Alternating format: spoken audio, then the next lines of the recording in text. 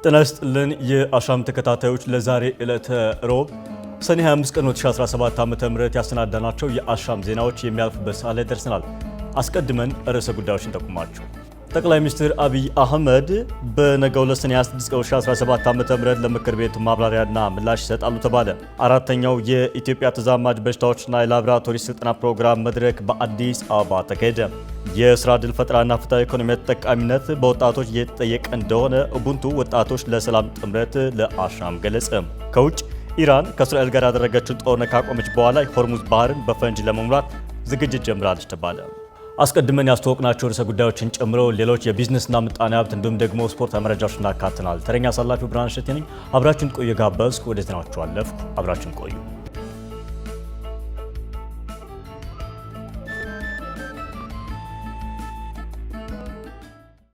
ጠቅላይ ሚኒስትር አብይ አህመድ በነገው ዕለት ለምክር ቤቱ ምላሽና ማብራሪያ ይሰጣሉ ተባለ። የህዝብ ተወካዮች ምክር ቤት 42ኛ መደበኛ ስብሰባውን ነገ ያካሂዳል ተብሏል።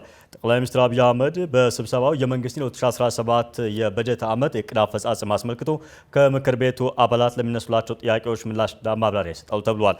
የፌዴራል መንግስት 2018 በጀት ዓመት ረቂቅ በጀት እንደሚጸድቅ ይጠበቃል ሲል የምክር ቤቱ መረጃ አመላክቷል።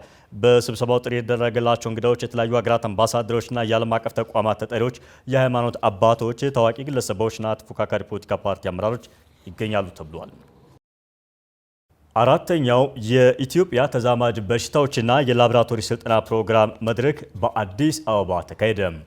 የመድረኩ ዓላማ በሀገርና በአህጉር አቀፍ ደረጃ እየተከሰቱ ያሉ ተላላፊ በሽታዎችን በመቆጣጠር ደረጃ እየተሰሩ ያሉ ስራዎችን ለማጠናከር የህብረተሰብ ጤና ለመጠበቅ ያለመ ውይይት መሆኑን የጤና ሚኒስቴር አስታውቋል።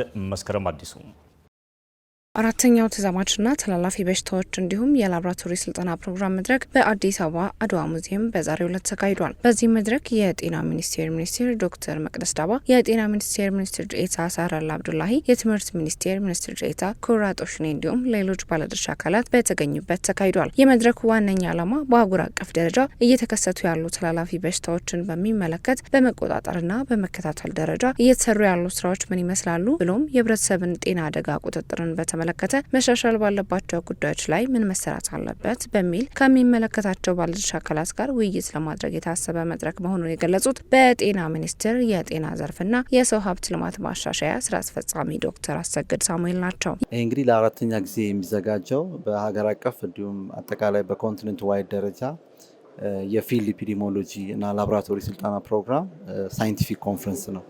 ስለዚህ ይህ ኮንፈረንስ ዋና ዓላማው ምንድን ነው? አጠቃላይ አሁን ያለው ፐብሊክ ሄልዝ ወይም ደግሞ የህብረተሰብ ጤና በከፍተኛ ደረጃ እየተቀያየረ እየተለዋወጠ ነው።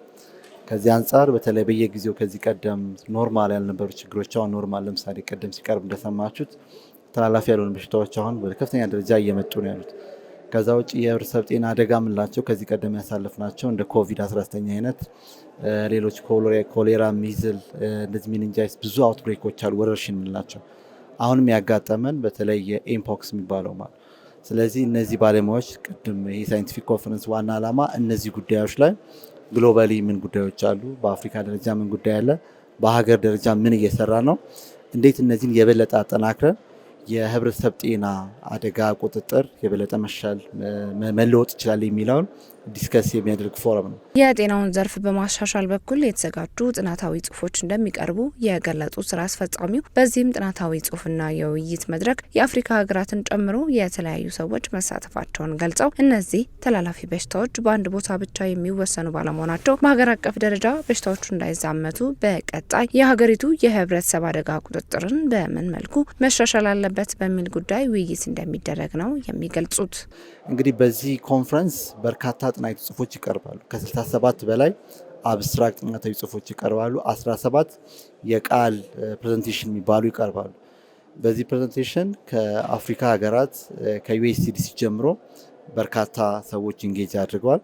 ስለዚህ ቅድም እንዳልኩት በዓለም አቀፍ ደረጃ ካለው አንስቶ በኮንቲነንት በአፍሪካ ደረጃ እንዲሁም በሀገር ደረጃ እነዚህን የአጠቃላይ ተላላፊ በሽታ የምንላቸው ያልሆኑ በሽታዎች አሁን ስርጭታቸው በአንድ ቦታ የሚወሰንም አይደለም፣ በሁሉም ቦታ የሚሄድ ስለሆነ እኛ ጋር የሚሰራ ስራ እንደ ሀገር ያለው ትርጉም ከፍተኛ ስለሆነ ይህንን ተነጋግረን ተመካክረን ፊውቸር ቀጣይ የሀገሪቱ የፐብሊክ ሄልዝ ኢመርጀንሲ የህብረተሰብ አደጋ ቁጥጥር እንዴት መሆን አለበት፣ ምን መሻሻል አለበት፣ ምን ጥሩ ነገር አለን፣ ምን ላይ ደግሞ የበለጠ መስራት አለብን የሚለውን ዲስከስ አድርገን የጋራ ሀሳብ ይዘን የምንወጣበት ነው የሚሆነው። አያይዘውም በዚህ የህብረተሰብ ጤና አደጋ ቁጥጥርን በተመለከተ ራሳቸውን ችለው የሚመደቡ ባለሙያዎች መኖራቸውን ገልጸው ለእነዚህ ባለሙያዎች በጤና ሚኒስቴር ደረጃ ስልጠና እንደሚሰጣቸው ያነሳሉ። ባለሙያዎቹ ከስልጠና በኋላ ከህብረተሰቡ ጋር የተገናኘ ስራ እንደሚሰሩ በመግለጽ በተለይ ደግሞ ከወረርሽኞች ጋር ተያይዘው በዋነኝነት የሚመለከታቸው ባለሙያዎች እንደሆነም ገልጸዋል።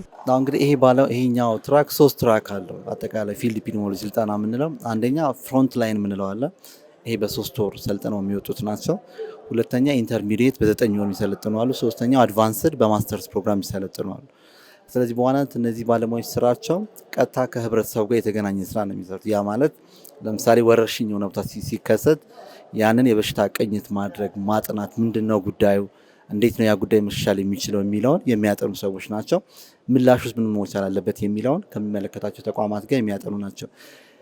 እንደ ጤና ሚኒስቴር እንግዲህ በዋናነት በልዩ ሁኔታ የምንሰራው በተለይ ባለሙያዎች በስራ ገበታቸው የበለጠ በትጋት እንዲሰሩ ለማድረግ ሞቲቬት እንዲሆኑ ኮምፕተንት እንዲሆኑ ከትምህርት ሚኒስቴር ከሌሎች አካላት ጋር በጋራ እየተሰራ ነው። ስለዚህ እነዚህ ስራዎች በተለይ አሁንም እየመጣ ካለው ወደፊትም ከሚመጣው እንግዲህ ፐብሊክ ሄልዝ ኢመርጀንሲ ዳይናሚክ የሚባለው በጣም የሚለዋወጥ አሁን ተወስነን በአንድ ቦታ የምንቆይበት ብቻ ሳይሆን በጣም ግሎባል ያለው ነገር በየጊዜው የተቀያየረ ስለሆነ የባለሙያዎችን አቅም ኮንቲኒስሊ ማሳደግ ያስፈልጋል። ባለሙያዎች ደግሞ በስራ ገበታቸው የበለጠ በትጋት በተነሳሽነት እንዲሰሩ መደገፍ ያስፈልጋል። ጤና ሚኒስቴር አቅም በፈቀደ በጣም በርካታ ድጋፎች እያደረገ ነው። የአቅም ግንባታ፣ ሌሎች ማትጊያዎችም እነዚህም በደንብ አጠናክረን እንቀጥላለን። በዛሬው ዕለት የተካሄደው 4ኛው የተዛማችና ተላላፊ በሽታዎች እንዲሁም የላቦራቶሪ ስልጠና ፕሮግራም የተለያዩ ባለድርሻ አካላት በተገኙበት መካሄዱን አሻም ተመልክታለች። የታላቁ የኢትዮጵያ ህዳሴ ግድብ የሰላም ዋንጫን የኦሮሚያ ፖሊስ ኮሚሽን ተረከበ።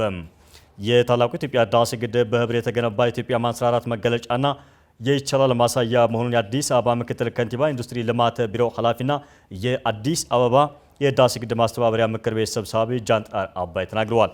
የአዲስ አበባ ፖሊስ ጠቅላይ መምሪያ የታላቁ የኢትዮጵያ ህዳሴ ግድብ የሰላም ዋንጫን ለኦሮሚያ ክልል ፖሊስ ኮሚሽን ማስረከቡ ተገልጿል።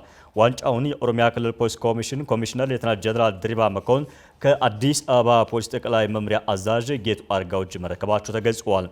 የአዲስ አበባ ምክትል ከንቲባ ጃንጥራር አባይ በርክክብ ወቅት የህዳሴ ግድብ ፕሮጀክት በሁሉም ዜጋዎች የፋይናንስ ምንጭ ድጋፍና ትብብር የተገነባ የኢትዮጵያ ማንሰራራት መገለጫና የይቻላል ማሳያ መሆኑን ገልጸዋል። የአዲስ አበባ ከተማ አስተዳደርም ለፕሮጀክቱ ግንባታ እስካሁን ከ6.1 ቢሊዮን ብር በላይ የቦንድ ግዥና የገንዘብ ድጋፍ ማድረጉን አስታውቀዋል። የታላቁ ኢትዮጵያ ህዳሴ ግድብ ማስተባበሪያ ፕሮጀክት ጽሕፈት ቤት ዋና ስራ አስፈጻሚ አረጋዊ በርሄ በበኩላቸው ኢትዮጵያውያን በህዳሴ ግድብ የግንባታ ሂደቱ ሁሉም ኢትዮጵያውያን በሁሉም ዘርፍ ያደረጉት ያለሰለሰ ድጋፍ በትውልድ ቅብብሎሽ ሲዘከር የሚኖር ታሪካዊ የድል አርማ መሆኑን ተናግረዋል። ኢትዮጵያውያን በታላቁ ኢትዮጵያ ህዳሴ ግድብ የእስካሁኑ ግንባታ ሂደት ከ23 ቢሊዮን ብር በላይ ገንዘብ ድጋፍ መድረጉን ገልጸዋል። የኦሮሚያ ፖሊስ ኮሚሽን ኮሚሽነር ሌተናንት ጀነራል ድሪባ መኮንን የክልሉ ፖሊስ ሰራዊት አባላት ከፌዴራል ጸጥታ ተቋማት ጋር በመተባበር የክልሉን ሰላምና ደህንነት ከማስጠበቅ በተጨማሪ በልማት መስክም ንቁ ተሳታፊ መሆኑን ገልጸዋል። የስራ ዕድል ፈጠራና ፍትሐዊ የኢኮኖሚ ተጠቃሚነት በወጣቶች እየተጠየቀ እንደሆነ ኡቡንቱ ወጣቶች ለሰላም ጥምረት ለአሻም ገለጸ። ወጣቶች እንደ ወጣት ከመሳተፍ በተጨማሪ በመንግስት ሰራተኝነት፣ በአርብቶ አደር እንዲሁም በሌሎች መስኮች ውስጥ በመሆን ንቁ ተሳትፎ እያደረጉ እንደሆነ የኢትዮጵያ ሀገራዊ ምክክር ኮሚሽን ገልጿል። ቴዎድሮስ ፍቅሩ የስራው ጊዜው ለአንድ ዓመት የተራዘመለት የኢትዮጵያ ሀገራዊ ምክክር ኮሚሽን ውስጥ በንቃት እየተሳተፉ ከሚገኙት መካከል ወጣቶች በዋናነት ይገኙበታል።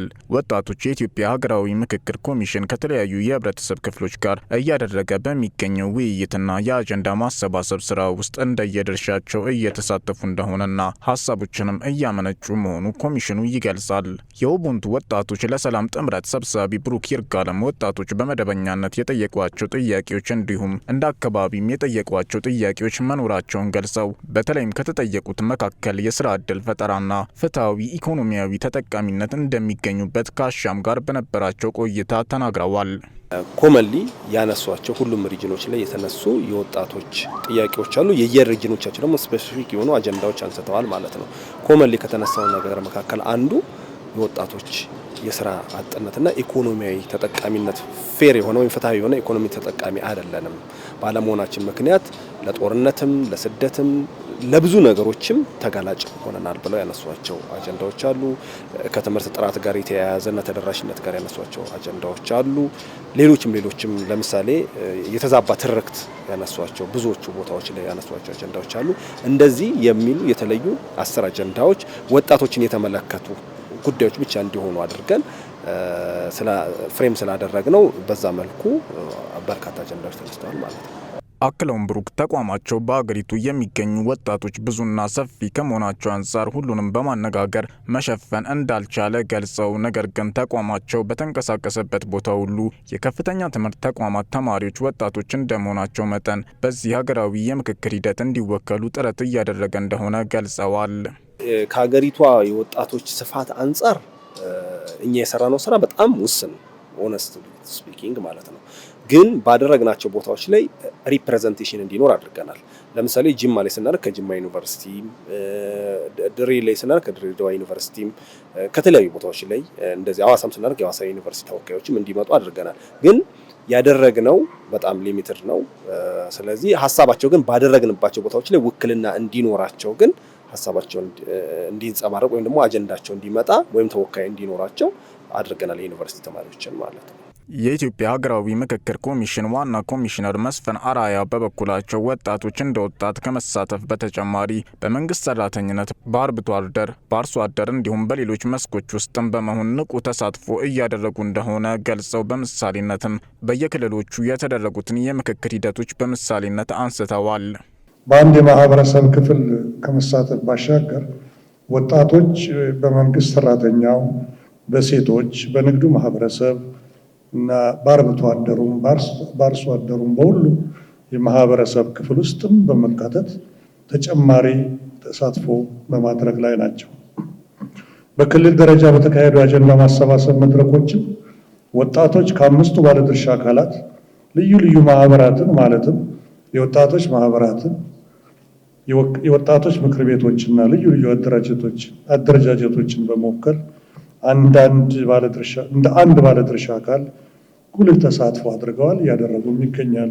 በተለያዩ አደረጃጀቶች የታቀፉ ወጣቶች እጅግ መሰረታዊ የልዩነት መንስኤ ያሏቸውንና ሀገራዊ መግባባት ሊፈጠርባቸው የሚገባቸውን አጀንዳዎች ጭምር በማደራጀት ለኮሚሽኑ ያስረከቡ እጅግ በርካታ ናቸው።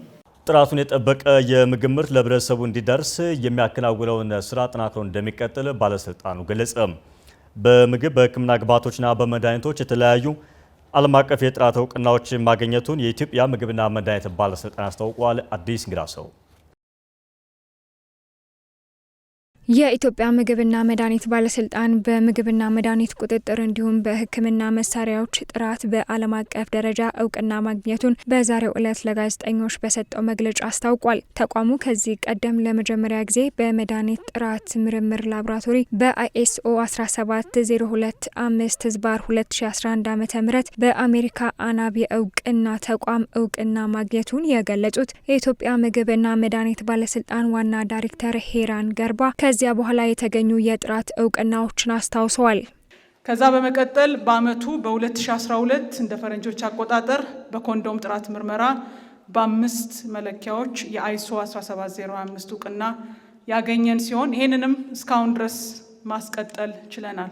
ዛሬም እንግዲህ የምናበስረው ሁለቱንም የጥራት ምርመራ ስራዎቻችንን የመድኃኒትንም የኮንዶምንም ስኮፕ በማስፋት እንዲሁ በማስቀጠል ብቻ ሳይሆን ካገኘናቸው መጀመሪያ ከነበሩት 7 አሁን ወደ 15 እና የኮንዶምንም እንዲሁ በቁጥር በቴስት እውቅና ባገኘናቸው ቴስት ፓራሜትሮች ቁጥሮቹን በመጨመር ስኮፑን በመጨመር እስካሁን ቀጥለናል።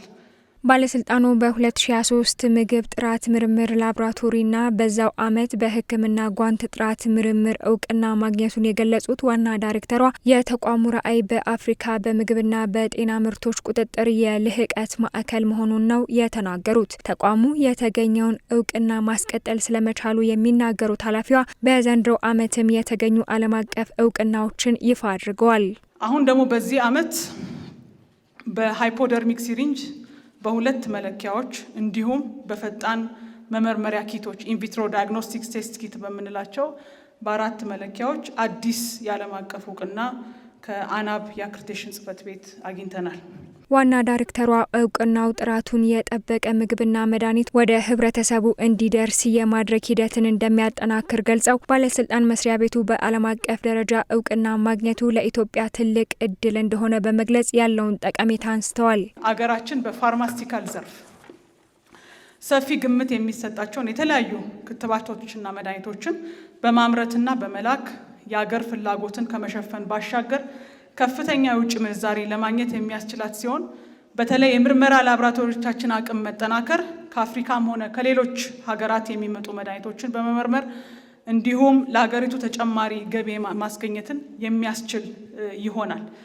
በአጠቃላይ የባለስልጣኑ የቁጥጥር ስራ ዓለም አቀፍ እውቅና ማግኘትን ተከትሎ የሚያካሂዳቸው የቁጥጥር ስራዎች ተአማኒነት ስለሚኖረው የዚህ ድምር ውጤት የተለያዩ የጤና ግብዓቶችና ምግብ ማምረት ኢንቨስትመንትን ወደ ሀገራችን ለመሳብ ትልቅ አስተዋጽኦ ያደርጋል። ይህም ሀገራችን ማረጋገጥ ለምትፈልገው የኢኮኖሚ ሽግግርና የብልጽግና ጉዞ አይነተኛ ሚና ይኖረዋል። ተቋሙ በተለያዩ ጊዜያት በምግብ በመድኃኒትና በሕክምና ግብዓቶች ላገኘው ዓለም አቀፍ የጥራት እውቅና የበኩላቸውን ላበረከቱ የተቋሙ ኃላፊዎችና አጋር አካላት ምስጋናቸውንም አቅርበዋል። በመድረኩ ላይ ተገኝተው ንግግር ያደረጉት የጤና ሚኒስቴር መቅደስ ዳባ በበኩላቸው በምግብና መድኃኒት ዘርፍ 43 እንዲሁም በሕክምና ግብዓት ደግሞ 5 በአጠቃላይ በ48 ዘርፍ እውቅና መገኘቱን አንስተው የተገኘ ውጤት ትልቅ ነው ሲሉ አመስግነዋል። ትልቅ ውጤት ነው። በፊት ከነበረን አንድ እርምጃ ወደፊት ጠጋ ብለናል። የጥራት ቁጥጥር አቅም ከፍተኛ አቅም ነው ለሀገራችን።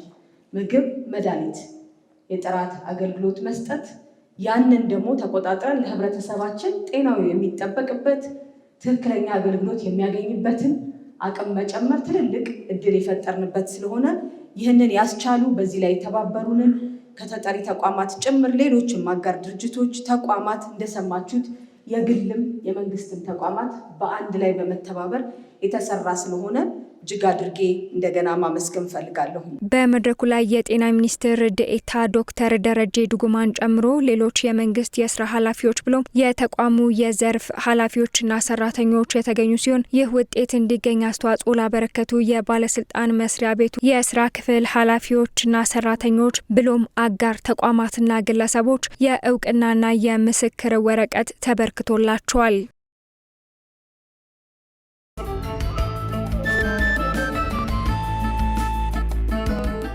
ተመልካቾቻችን የዕለቱ ዜናዎች ከማጠናቀቃችን በፊት ርዕሰ ጉዳዮችን በድጋሚ እናስታውሳችሁ። ጠቅላይ ሚኒስትር አብይ አህመድ በነገው ዕለት ሰኔ 26 2017 ዓ.ም ለምክር ቤቱ ማብራሪያና ምላሽ ይሰጣሉ ተባለ። አራተኛው የኢትዮጵያ ተዛማጅ በሽታዎችና የላቦራቶሪ ስልጠና ፕሮግራም መድረክ በአዲስ አበባ ተካሄደ። የስራ ዕድል ፈጠራና ፍትሃዊ ኢኮኖሚ ተጠቃሚነት በወጣቶች እየተጠየቀ እንደሆነ ኡቡንቱ ወጣቶች ለሰላም ጥምረት ለአሻም ገለጸ። ከውጭ ኢራን ከእስራኤል ጋር ያደረገችውን ጦርነት ካቆመች በኋላ ሆርሙዝ ባህርን በፈንጅ ለመሙላት ዝግጅት ጀምራለች ተባለ። ለዛሬ ዕለተ ሮብ ሰኔ 25 ቀን 2017 ዓ.ም ያሰናዳናቸው የአሻም ዜናዎች በዚህ መልኩ ተጠናቀዋል። አብራችን ስለነበራችሁና ስለተከታተላችሁን ከልብ እናመሰግናለን። ተረኛ አሳላፊው እኔ ብራሼት የነበርኩ። በቀጣይ የአሻም መሰናዳዎች ተራቸውን ጠብቀው ወደ እናንተ መድረሳቸውን ይቀጥላሉ። እኔ በዚህ መልኩ ሰናበታለሁ። እንደወጡ ሁሉ አሻም ለሁላችን።